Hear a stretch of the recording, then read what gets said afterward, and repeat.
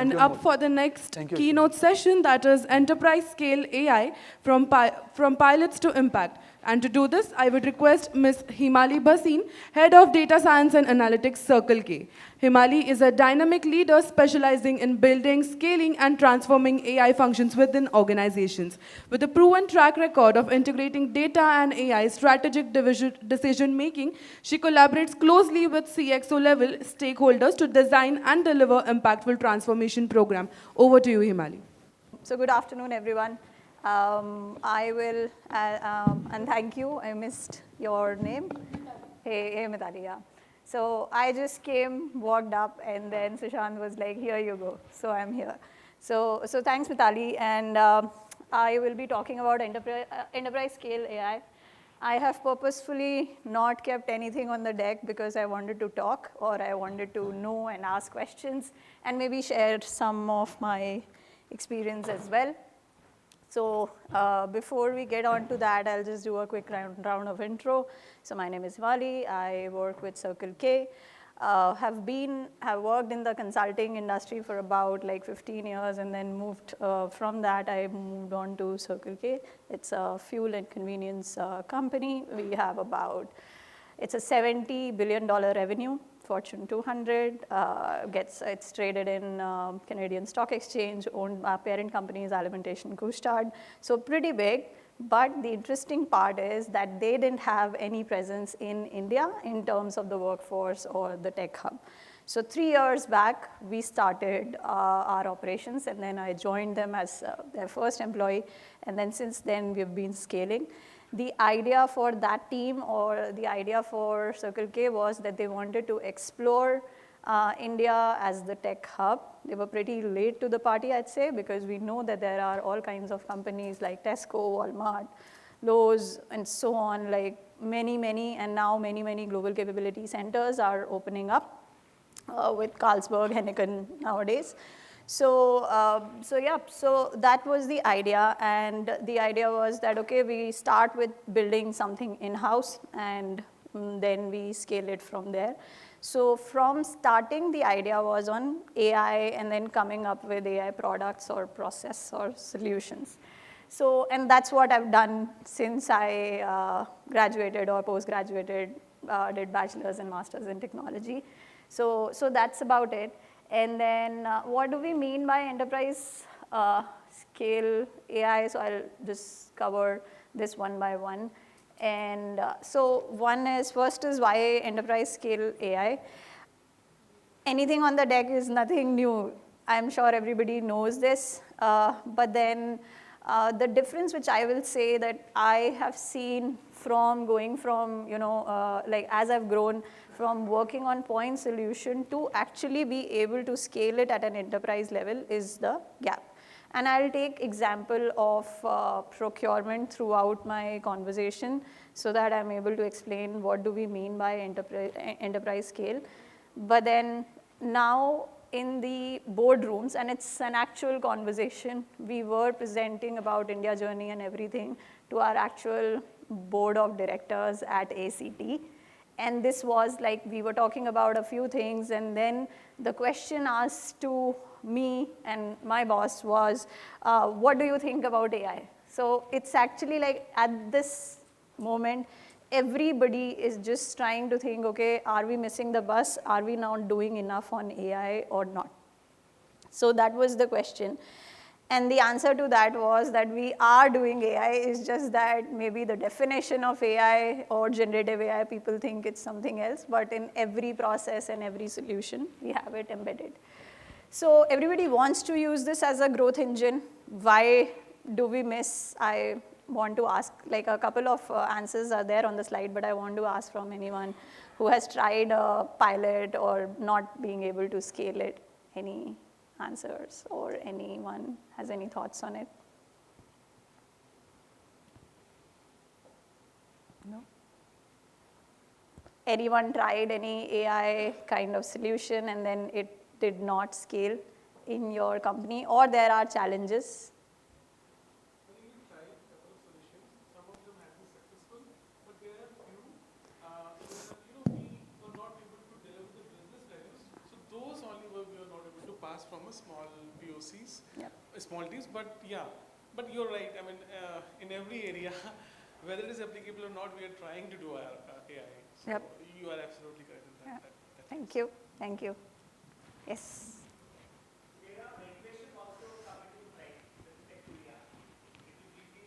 Yeah.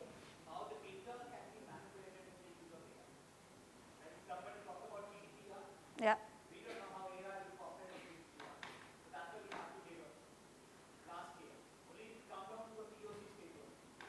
Right. Got it. Anyone else? And I'll just share maybe what we have been doing just to be mindful of that. Any other challenge that we think for scaling? Okay. So the first point, as you were saying, in terms of that we are trying to do anything and everything. I have a part here wherein I would call out, how we said no to anything and everything. So as a team, if you say like, I mean, I have this team, the name of the team is data analytics, but then AI, generative AI, automation, reporting, everything just comes. And then I say no to a few things because I know if I spend 6 months on it, I may not be able to show the value and people will be like, okay, what are you doing? So we have to like say no to where we think that there is no value. In terms of the GDPR and HIPAA and all those compliances, I'll say we have formulated like an AI governance council, and using that there are a lot of measures in place like SOC 2 or other forums wherein we can basically decide that do we want to put our data into that system or through that AI system or not. But then again, like a lot of things are on. So in our company, we have Azure cloud. The data remains in our cloud. We do not expose our data to anything which is outside, or we have a limitation. But yes, I agree, because of the compliances, we are not able to scale. So again, that's like the first part in terms of the value pathways for scale. So this is basically identifying. Nothing new, anything that we should be doing should have revenue, or should grow revenue, or it should reduce the cost, or it should help us more compliance, or in compliance, or reduce the risk. But then what I will, and then now when we start to work on any AI project, what happens is that we say that we have a lot of data, or we say we have a lot of repeatable tasks, or we say a lot of people are working on this and I want to do something about it. I will flip it and I will say that instead of starting on this, we should actually think about this, wherein we are saying, okay, where can I get more revenue? Or am I able to save the dollar value somewhere where currently I'm not able to, or I'm able to be more compliant? And then I am starting with the example that I'm going to talk about is procurement. So for a company of our scale, as I said, like 15,000, 17,000 plus stores all across Europe, North America, and then $70 billion revenue. We sell fuel and we sell merch, so both the things. And fuel is highly regulated commodity, and then merch has a lot of processes. So the procurement cycle in general, just to explain, is what happens is that we have a procurement team which will negotiate the contracts, which will negotiate the prices. And then there will be a merchandising team. That merch team actually buys stuff from the suppliers, and it can happen at a global level or it can happen at a regional level. So someone sitting in Florida will negotiate their own contract, while someone sitting in Oslo, Norway, Denmark, they won't even know, okay, what are we negotiating? But we both are negotiating with Pepsi. So merch does the actual buying and selling. And then the third comes is our accounting team, which is actually responsible for putting everything in the systems. And that's how the line closes. So someone else negotiates, they leave it, then someone else buys and sells, and then accounting team and our beloved finance team is responsible for putting everything in the systems and ensuring that the loop is closed. Now, this is one of the, I'll say, like successful things that we have been able to work, and we have some failed examples as well. I will share those too, because of course, XYZ reasons, we couldn't scale them. But then we started, and why procurement? Because you would not believe that for such a scale of a company, we are leaving about like tens of millions of dollars. I'll not quote the exact number, but even with a small pilot, which we did like just to check, it's like $10–20 million in a year. We were leaving that money on the table. How? Because, for example, I negotiated something with Pepsi, and I was supposed to get that rebate, but no one in the entire cycle followed up on that rebate, and in the end, no one went to Pepsi and said that we are eligible for that rebate and we should get that. So that's like pure money on the table that you are leaving. And if we are able to put this in a AI and generative AI system, which will actually trigger and will tell you that here is your gap, here is your loophole, figure out and do action and escalate it to right people, that's when we are able to find that money. Anyone here knows about procurement or knows about this cycle that I'm talking about? So are you able to relate to it, that it happens? And speaking to some of my peers in other industries as well, even if we talk about Dabur, Godrej, or Unilever, or P&G, I have friends who have consulted or who are working in these companies, even they don't, like, this is like a real problem, even from the supplier side. So not just from the retailer side, it's the whole procurement thing is a challenge. So that's what I'm going to talk about. But basically for all your use cases, I would say that we should start backwards. We should start with either revenue or cost or compliance, and then we work backwards that what do we have to change. I've jumped on to generative AI co-pilots now because Shashank asked me to do it immediately, but no. So basically what we are doing here is, once I have identified the use case, there are two things which I want to highlight. One is that instead of earlier, we used to think of RPA or task automation or maybe some other words of process, a task transformation.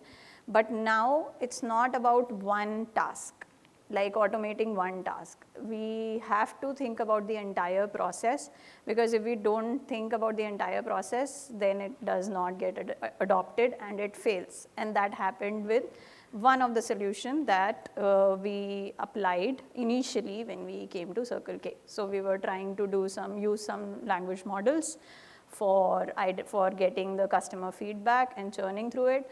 But then we just used a very nice model, and we analyzed the feedback, but there was nothing which was going outside.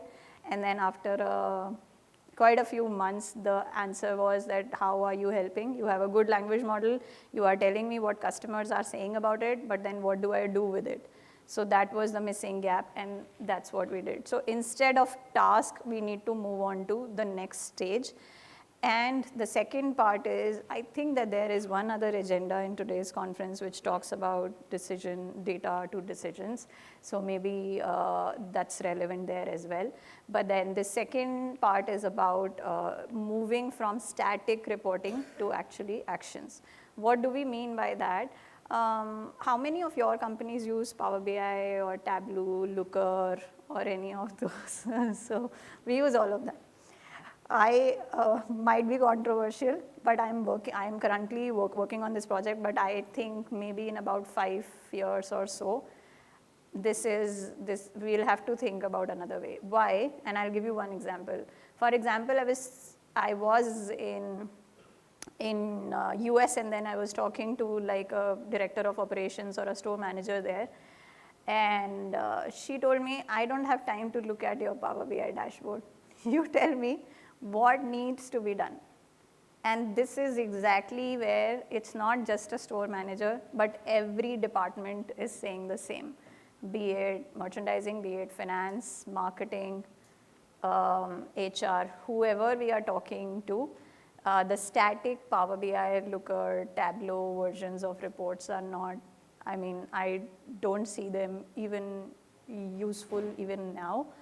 And it's also not about insights. So for example, I have a dashboard, I can figure out some insights, but then what do I do with it? Anyone here who resonates with this Power BI, Looker?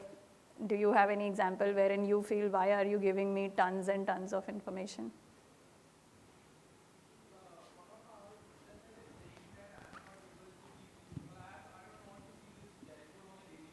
Yeah.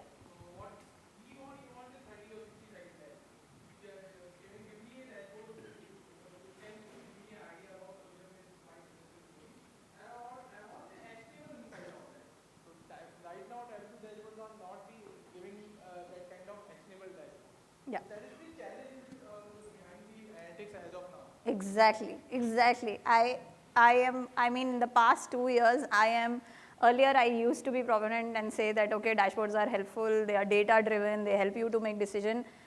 But it's not, because the dashboard is just telling you, now you go and figure out in your lunchtime, what do I do with it? So.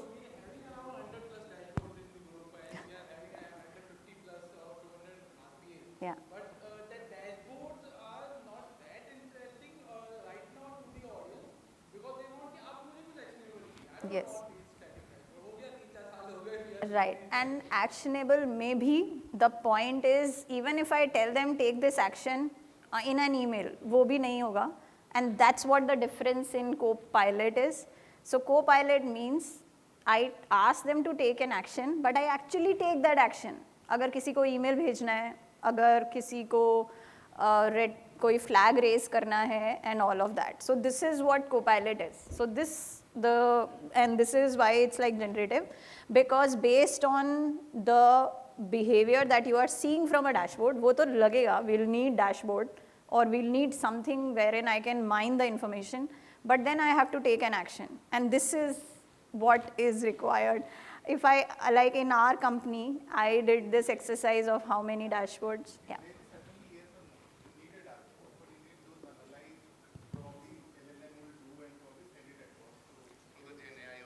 Yes, action. It's not that you don't need a dashboard. Dashboard is required, but you need certain tools to analyze in 4 seconds and probably 5 seconds and send those insights probably after looking at 20 dashboards and analyze 3-4 lines and give an MOM and actions to the respective stakeholders. Absolutely. So basically, जैसे अभी the state of data is कि no one cares वो data SQL में पड़ा है, cloud में पड़ा है, AWS में पड़ा है, Azure में पड़ा है, कहीं Excels में पड़ा है.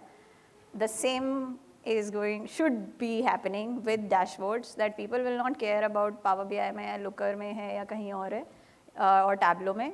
They would want to know, but that basically what do I do with it. So you talked about hundreds of reports. In our company, we have like 40,000 reports are there. Yeah.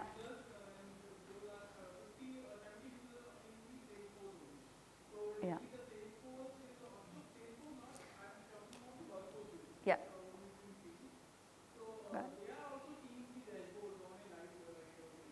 Yeah. Same. Okay, Yeah, I have a question here. Dashboards are very important. The purpose of dashboard is just measurement activities, knowing where you stand, what's the pulse check, what can we do, how can we pivot towards our North Stars, right? When you say the acting coming into play, everything is business context driven, right? And when I say line of businesses vary, GTMs vary in the culture and the context also that you play. How you're operating in Maharashtra might not be same as Tamil Nadu, right? And your GTMs and your actions will typically vary. Explain, just double down a little bit on the first point when you say that in 5 years your product will replace everything in the world. Yeah. Like I'm trying to understand that. Yeah. So I told you, right, it might sound controversial, but but I do it. So basically, in a company, even if the GTMs are different, there will be 3, 4, 5, 10 ways to do it. So once we have a dashboard, so I'm not, like, as I answered, I'm not saying that dashboard will remove, it will become an intermediary step, but then people are asking, what do I do with that? So basis the different options that you have in Maharashtra or Tamil Nadu or J&K, based on whatever type of tools or strategies you have, the actions that you will create or your teams would be creating, they will vary. So for example, for Maharashtra, you will have an action that if this trigger is raised, then send an email. Or for some other state, if this trigger is raised, then you maybe make a call. Or if this is raised, then you just send me in an email box. I mean, the activation layers are not as simple as you're stating here, right? These are also business oriented, business specific, industry specific, context region specific, person specific, strategy leader specific, right? So I feel like what you're trying to do is jot down all the permutations and combinations that you can make if my KPI is trending 5% lower or 5% higher. And then you activate those audiences and you just kind of reach out or do whatever. I don't see this as a replacement to what you're saying, right? So, I mean, not to have a controversy here, but just trying to say that measurement, tracking, dashboard, I think everybody would agree that data sanity and that real-time insights are very important to know how we are trending. And basis that, leaders come into play and they build a strategy, and that might not be following the permutations and combinations that you've built, because that might also evolve over time. Right? So yeah, agreed. So one part that you are saying on the rules and the decisions, so that's one part. But then the other part also, in which comes under the umbrella of generative AI, is that based on the past actions and past behavior, what we have done, the model or the AI, like the machine, will learn what to do in this scenario, and then it will recommend. I always I like a healthy debate, but I will still say that currently whoever I have spoken to in the past 4 or 5 years, everybody is like, I have a dashboard, what do I do with it? You have to tell me. And this is where we can teach them, but then as we are going ahead in our journey or in future, it will be more action oriented. It will not be that I am teaching them that this is how you should use a dashboard. It becomes more like this. It might not be in 5 years, it might be in 10 years or 15 years, but slowly some of the easier actions will be automated. They have already been automated, like an automated email triggers have happened. And this is what intelligent automation or generative AI is. So, yeah. Yeah. Yes. Yeah. So that's why. So that's where it's like a co-pilot. So it's helping you take some actions. So it's not replacing you, or it's not, you are defining and telling what needs to be done, and then it is helping you so that you don't have to worry about some of the little things in the dashboard or in your day. But yeah, thanks for discussion. So, sorry? Success. Yes. So again, as I said, so the success rate is basically I have started with identifying who do I have to send email to, and then we just put it into that intelligent automation, and the success rate is like there because 100%. I'm not saying that this generative AI module will change, or maybe replace what a human might say. Human is telling me what needs to be done when, and I have automated it so that you are not spending your time in telling me to do this. So that email is automated and it's just going. Yeah, I love it.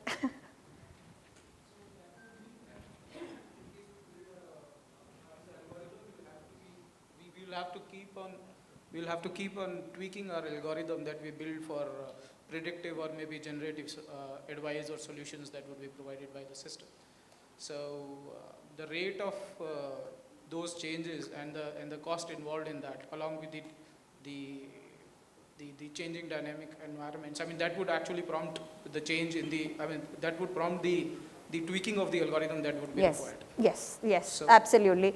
So, I mean, towards the end, all of this is something which is happening at a pace, but then to be able to enable that, and as someone else was quoting here, that the pathways would be different for different states, so we can't do one size fits all.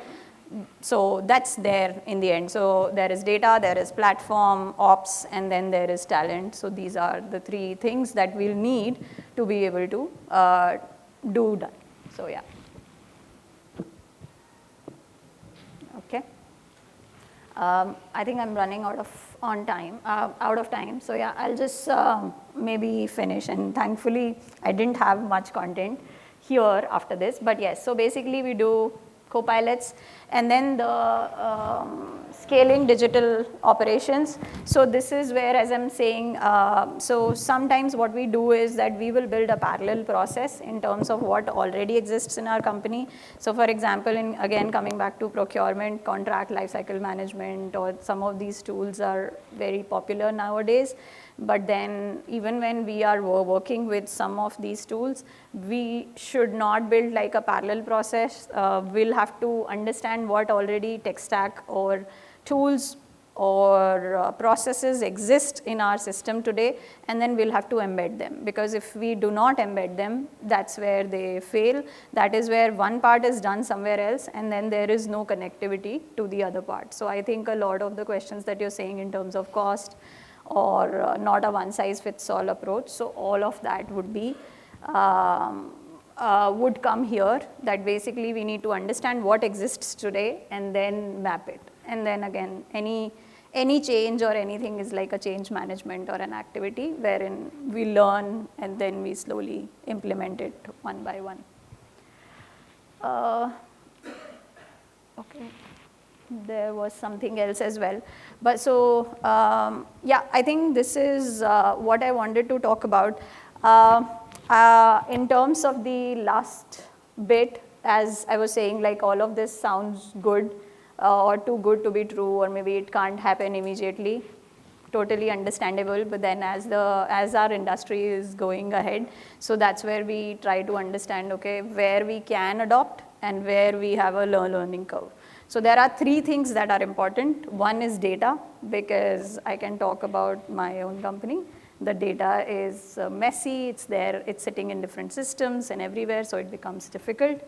So one is data. The other is operations, that you need to understand where AI will fit and where AI will not fit. And the third one, and the most important one, is talent. If we don't have the right talent, who are able to implement this and then be able to drive that change management, then all of this might not be successful, because yeah, change is hard for everyone. So yeah, I wanted to take some more questions, but I don't think, yeah, I know. So yeah, I don't have time, but then yeah, I'm happy to connect. Thank you so much. Thank you so much, Himali. And we hope you have been enjoying the session so far.